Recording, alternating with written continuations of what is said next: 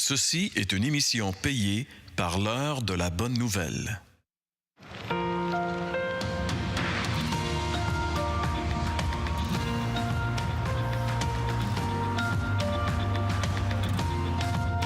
Changez d'attitude et croyez à la bonne nouvelle.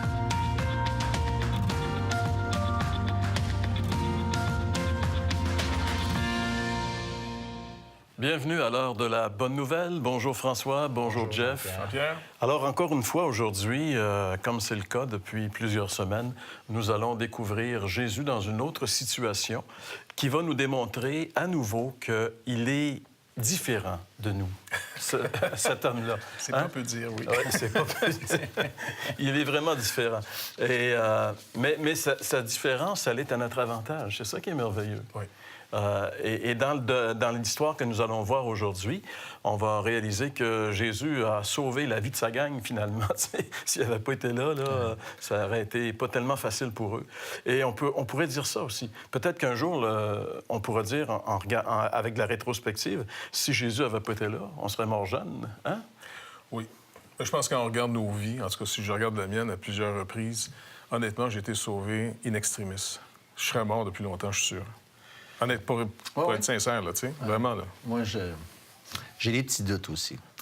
Alors, ce Jésus, il est là, il est dans nos vies, même si on ne le voit pas. Il intervient à plusieurs reprises pour nous arracher du danger, comme la Bible le dit, effectivement. Et, mais il veut plus que ça. Il veut qu'on soit conscient de sa présence et qu'on développe avec lui une communion. Il désire avoir avec nous une communion intime, une relation. Et c'est ça, être chrétien. C'est pas une religion, c'est plus qu'une religion. C'est développer une relation intime, c'est marcher avec lui, c'est lui parler, c'est entendre sa voix, c'est découvrir ses actions dans nos vies et découvrir finalement qu'il est vraiment vivant. Je pense qu'en nous apprivoisant de jour en jour, un jour, il vient nous chercher. Oui. Et là, ce ne sera pas un ennemi qui nous détruit ou un voleur qui arrive, mais vraiment celui en qui on a espéré toute notre vie. Et on doit tous se préparer pour cette journée, parce qu'elle arrive à tout le monde. Absolument.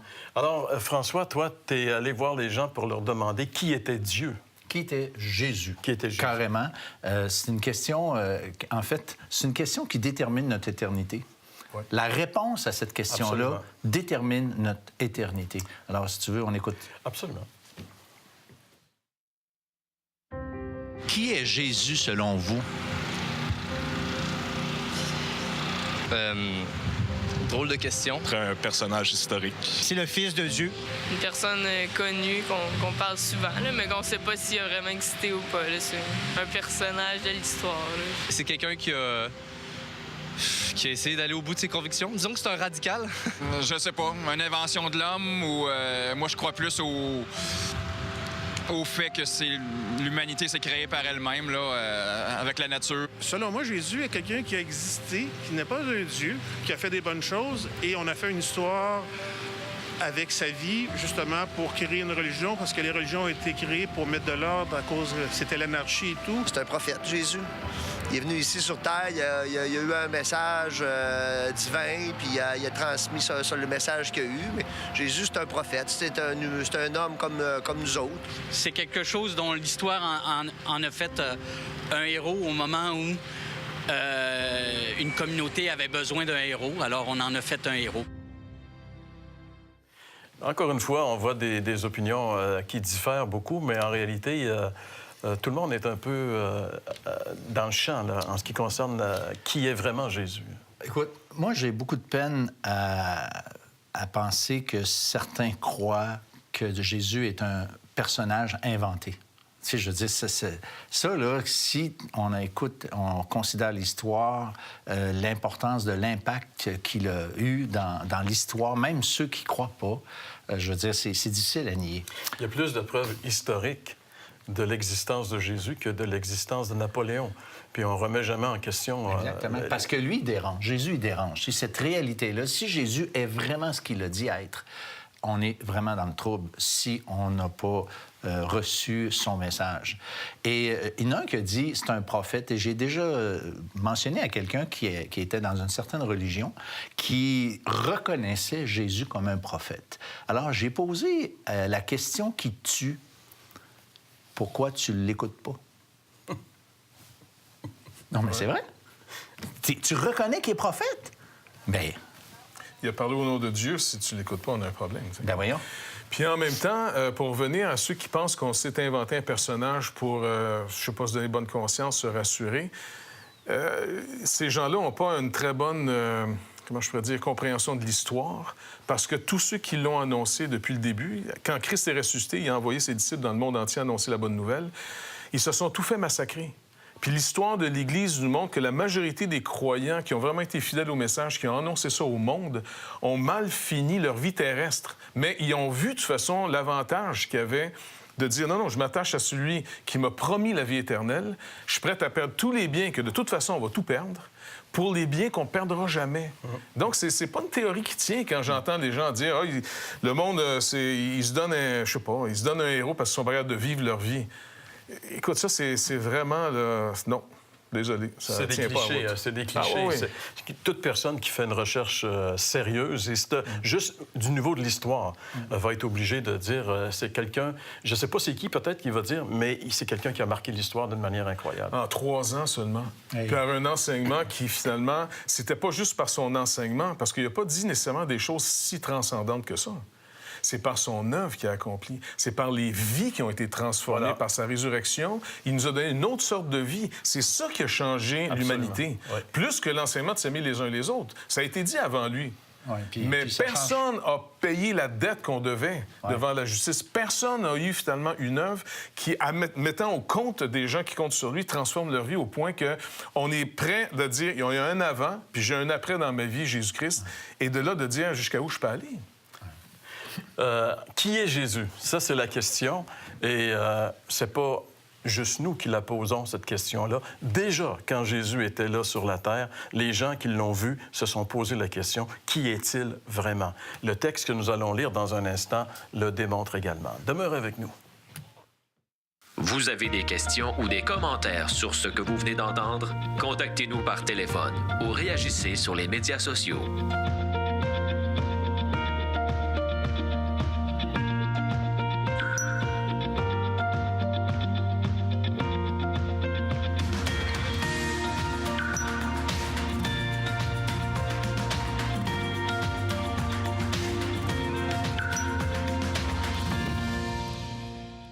Voici la Bible.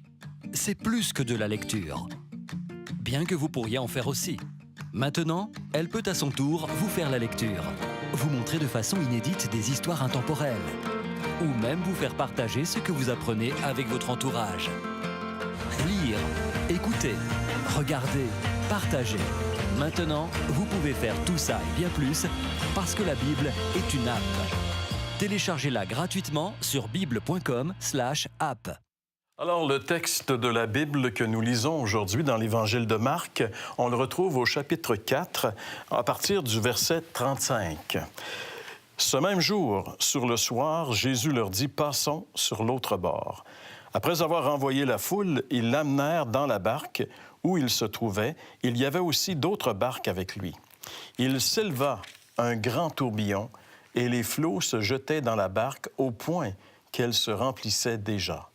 Et lui, il dormait à la poupe sur le coussin. Ils le réveillèrent et lui dirent « Maître, ne t'inquiètes-tu pas de ce que nous périssons? » S'étant réveillé, il menaça le vent et dit à la mer « Silence, tais-toi. » Et le vent cessa et il y eut un grand calme. Puis il leur dit « Pourquoi avez-vous si peur? Comment n'avez-vous point de foi? » Ils furent saisis d'une grande frayeur et ils se dirent les uns aux autres « Qui est donc celui-ci à qui obéissent le vent et la mer? » Qui est-il, Jeff, celui-ci? Donc, il doit sûrement avoir une certaine autorité parce que parler au vent, je ne sais pas si tu as déjà essayé, ça marche pas. C'est en vain. Mais juste pour rappeler que c'est vrai que sur un lac, c'est dangereux. On l'oublie trop souvent, tu sais, puis on est... Peut-être à moins que des gens ont des embarcations, mais j'ai un ami qui a perdu un de ses fils, qui était parti à la pêche avec un autre ami. C'était à cette période de l'année où est-ce que les lacs dégèlent, ainsi de suite, là, pour ceux qui se demandent quand est-ce qu'on enregistre, ils l'ont su, là. Mais il y a eu finalement un vent soudain, et puis la barque a justement commencé à se remplir d'eau. Les gars, pourtant, avaient leur ceinture, tout ça, là, mais tombant dans l'eau, sont morts d'hypothermie. Donc, c'est vrai que c'est dangereux. Et si tu as un pêcheur ou des gens qui naviguent souvent sur l'eau, qui sont nerveux, on devrait être nerveux. Moi, je me rappelle d'avoir pris l'avion avec un ami qui nous amenait finalement, des fois, c'est une compagnie qu'il avait à lui.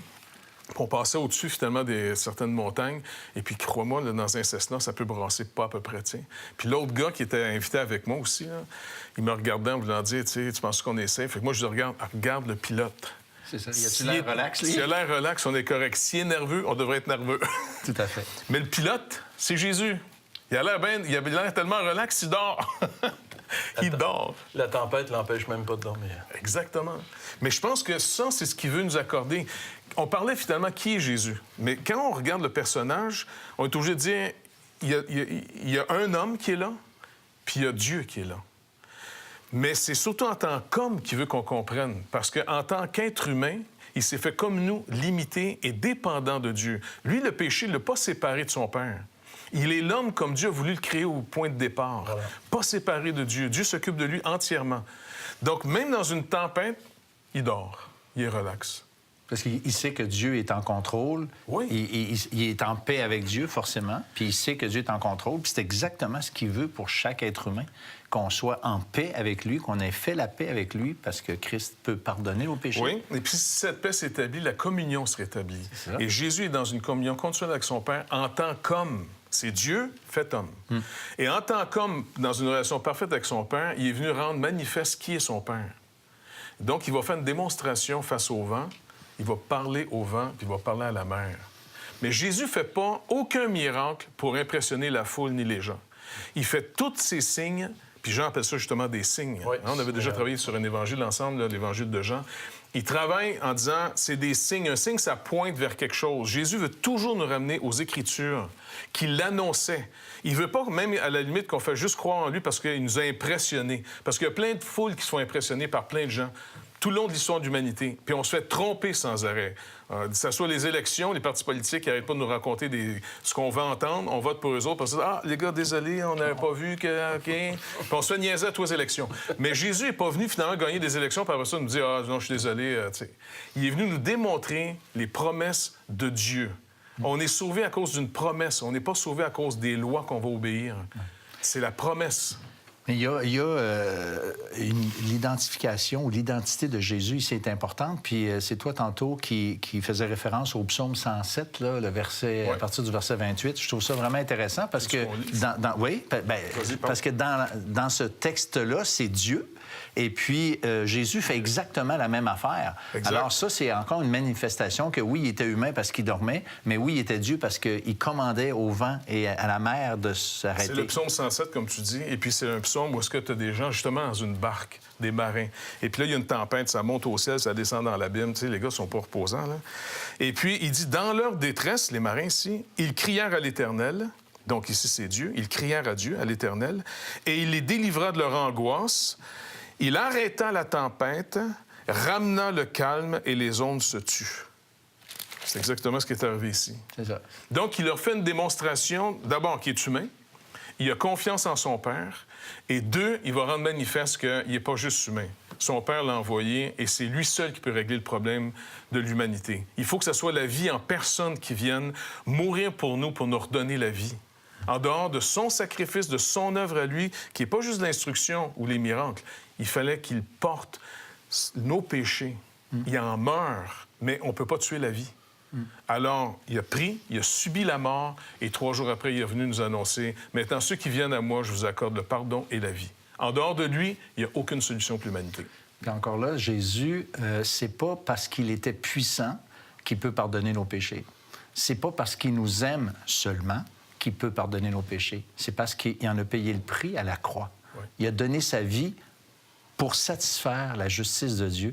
Ça, là, c'est un concept qui est très dans l'Évangile, mais qui est très peu compris dans le monde actuel. Même les gens religieux, les gens qui sont des sympathisants de la cause de l'Évangile, qui vont dans les églises, et quand que je leur demande Pourquoi Jésus est venu mourir sur la croix? D'ailleurs, c'est une question du Vox Pop qu'on va poser dans les émissions qui suivent.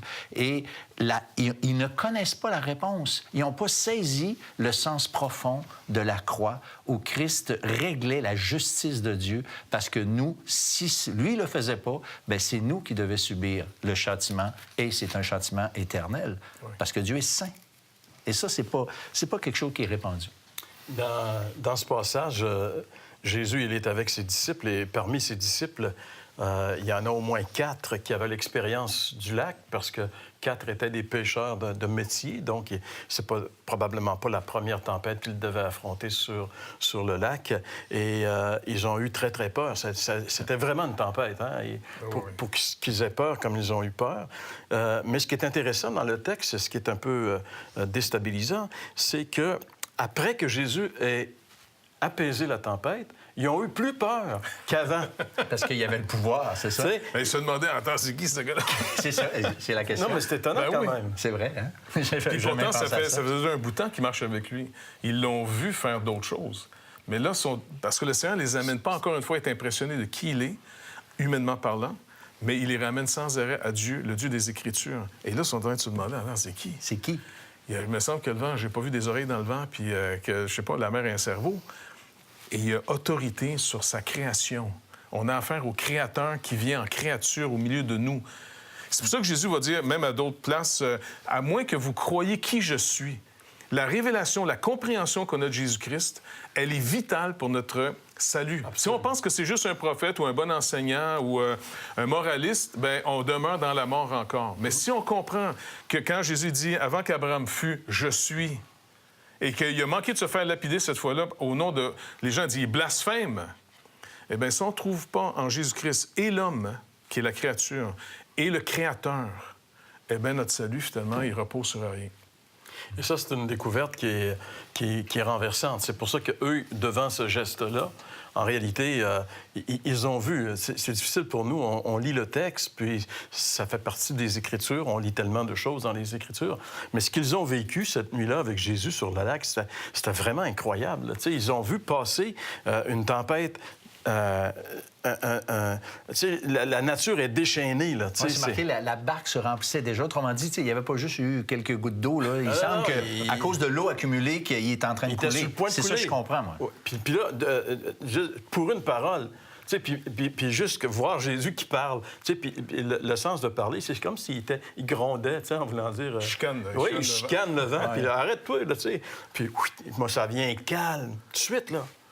Ils retombent dans le calme. Les autres, ils sont... je veux dire, tu passes la mort à deux... Puis là, t'es dans le gros calme. Qu'est-ce qui se passe? Qu'est-ce qui arrive? C'est qui, ce gars-là, tu sais? Hey, tu sais, j'ai cru qu'il était pas mal fort, mais là ça me dépasse. Ça me dépasse, là, tu sais. Et c'est ça, Jésus, il est dépassant. Et puis, il veut qu'on l'expérimente, cet aspect de sa personne. Il va nous dépasser parce que c'est Dieu, Jésus. Et quand on l'invite dans notre vie, on va réaliser que c'est pas n'importe qui est venu dans notre vie. Celui qui meurt sur la croix pour nous, c'est pas n'importe qui. C'est le Créateur des cieux et de la terre. Et parce qu'il est le Créateur des cieux et de la terre, il peut commander à sa création, comme il l'a démontré d'une manière si évidente dans ce passage de l'Évangile de Marc qu'on a vu. Certainement que la vie de ces gens qui étaient avec Jésus dans la barque après cet événement a changé. Et encore une fois, ils pouvaient se rappeler quelque chose qui a complètement transformé leur vie. Et Jésus, c'est ce qu'il fait. Lorsqu'on le prend au sérieux, lorsqu'on fait de lui le sauveur, le maître de notre vie, qu'on reconnaît sa souveraineté sur nos vies, qu'on se soumet à lui et qu'on s'engage à marcher avec lui, eh bien, on développe une relation qui fait que notre vie va complètement changer et qu'on va découvrir ce personnage si merveilleux et si étonnant. Des centaines, des milliers et même des millions de personnes l'ont expérimenté. Et encore une fois, aujourd'hui, on va voir une autre de ces personnes, Jean-François. Tu nous parles donc du témoignage aujourd'hui. Oui, la dame aujourd'hui s'appelle Ghislaine de Courcy. Vous allez voir une petite dame qui a un beau sourire. Pourtant, vous allez voir quel genre de tempête il y a eu dans sa vie, puis qu'est-ce que Dieu a pu faire pour l'en sortir de ça. C'est vraiment un témoignage touchant. On écoute ça. Quand j'ouvre les yeux, j'ai l'impression que c'est un rêve, un mauvais rêve. Là, j'entends Yannick qui se réveille en pleurant, puis qui me dit « Maman, qu'est-ce qui est arrivé? » Alors là, je lui réponds « Yannick, on a eu un accident. » Vers 8 heures le soir, mon frère et ma belle-sœur vont venir à l'hôpital. Quand ils entrent dans la pièce, ils me disent « Ghislaine, est-ce que tu sais pour Jonathan? » Puis finalement, c'est ma belle-sœur qui va me dire « Ghislaine, Jonathan est avec Jésus. » Ouf! Ça, je m'attendais vraiment pas à ça. Je pensais pas un jour vivre quelque chose comme ça.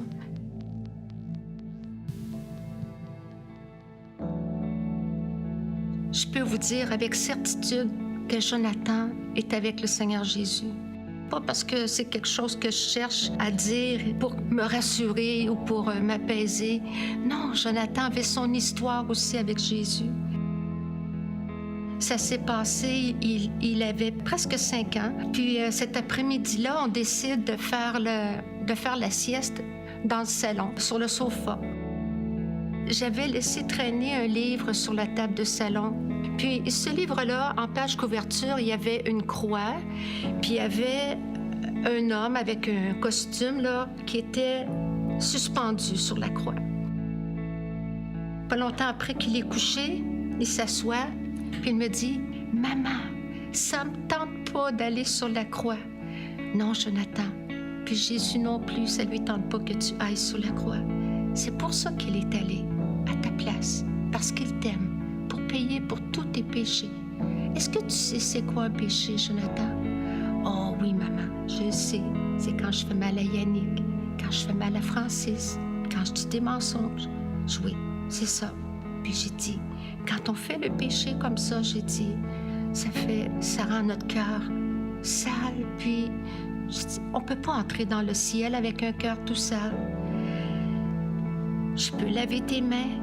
Je peux laver tes pieds, je peux laver ton visage, mais je ne peux pas laver ton cœur. Il y a juste Jésus qui peut le faire, mais il faut que ce soit nous qui lui demandions. Ah, OK. Il se recouche, il se relève pas longtemps après. « Maman, j'ai demandé à Jésus de venir dans mon cœur. » Il avait préparé son petit cœur à Jonathan. Jonathan avait saisi quelque chose de tellement grand, de tellement fort chez Jésus que pour lui, là, la plus belle chose qui peut lui arriver, c'est d'être avec lui.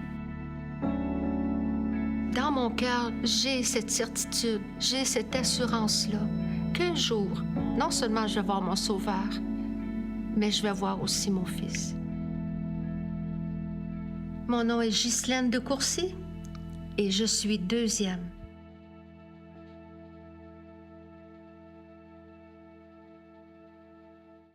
Vous parlez d'une tempête. Ça, c'est une tempête. Apparemment, selon les experts, le stress le plus grand qu'une personne peut vivre dans sa vie, c'est de perdre un enfant. Vous avez vu la sérénité dans le regard de cette petite dame-là, toute douce. Dans notre histoire, on a Jésus dans une barque. La barque est en train de se remplir, comme il a été dit. Jésus, il dort. On est en train de voir que Jésus est en contrôle. Mais vous pouvez vous poser la question, vous dire, est-ce que vraiment est en contrôle dans cette situation-là? Parce que le petit, finalement, il a eu un accident d'auto et puis il est mort. On pourrait avoir l'impression que Jésus a perdu le contrôle. Vous ne trouvez pas? Sauf qu'en même temps, il existe un autre mal. Il existe un autre danger. Il existe une autre mort. Et de toute évidence, dans cette histoire-là, Jésus avait eu la victoire sur cette mort-là. C'est ce qu'un enfant, même à 5 ans, était capable de comprendre. Puis je trouve ça tellement beau de la manière que Mme de Courcy peut lui expliquer avec des mots simples, profonds, précis. Jésus est allé sur la croix à sa place. Il n'a pas besoin d'y aller.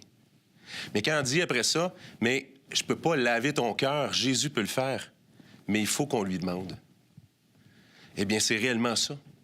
Donc, cette histoire-là est une histoire d'une tempête incroyable. Une énorme, probablement la pire tempête qu'on peut vivre dans une vie. Mais Jésus était en contrôle. Peut-être pas sur la mort physique on pourrait dire son contrôle a été sur le fait qu'il a vaincu la mort spirituelle. Il y a un passage d'un Corinthiens 15 qui nous dit « Ô mort, où est ta victoire? Ô mort, où est ton aiguillon? » Jésus a vaincu pour le petit Jonathan. C'est pour ça qu'elle peut savoir qu'elle va le retrouver au ciel. Et vous pouvez avoir cette assurance-là aujourd'hui. Vous souhaitez poursuivre votre aventure à la découverte de Jésus? Commandez dès maintenant votre Évangile selon Marc tout à fait gratuitement. 1-866-509-1319 ou info@hbn.ca. Vous avez des questions ou des commentaires sur ce que vous venez d'entendre? Contactez-nous par téléphone ou réagissez sur les médias sociaux.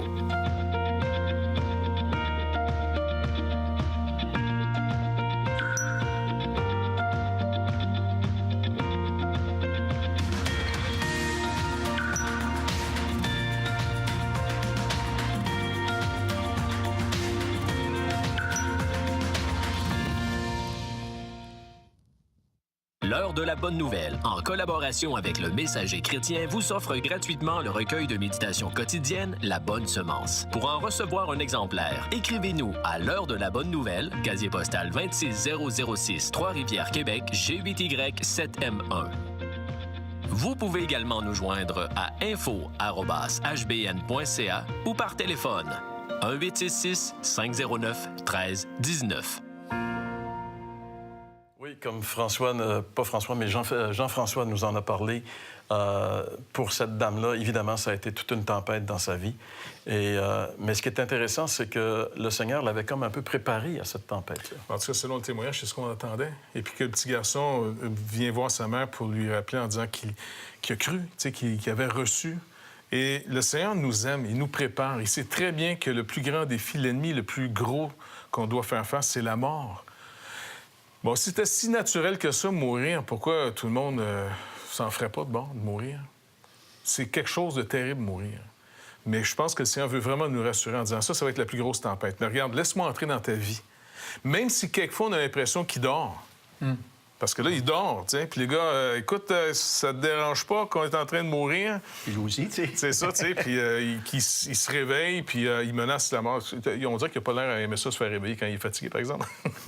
Mais il va calmer la mère pour leur montrer en disant, écoutez, les gars, je m'en viens régler le plus gros de vos problèmes, qui ne peut pas être réglé autrement que j'aille moi à la croix, que moi-même je subisse la mort et que je vais la vaincre pour vous. Quiconque me fait confiance aura triomphé de cette mort qui s'en vient sur tout le monde de toute façon. Jésus, il est le personnage le plus important que nous pouvons rencontrer dans cette vie. Et on espère que vous l'avez déjà rencontré. Sinon, pourquoi pas l'inviter aujourd'hui? Vous avez entendu ce témoignage, vous avez écouté le message sur la parole de Dieu, et tout cela devrait toucher vos cœurs et vous attirer à venir à Jésus et à le faire de lui votre Sauveur et votre Seigneur. C'est pour ça que nous sommes là semaine après semaine à l'heure de la bonne nouvelle, parce qu'on sait que vous en avez vraiment besoin. François, merci. Jeff, merci. Et on se dit à la semaine prochaine pour une autre émission de l'heure de la bonne nouvelle.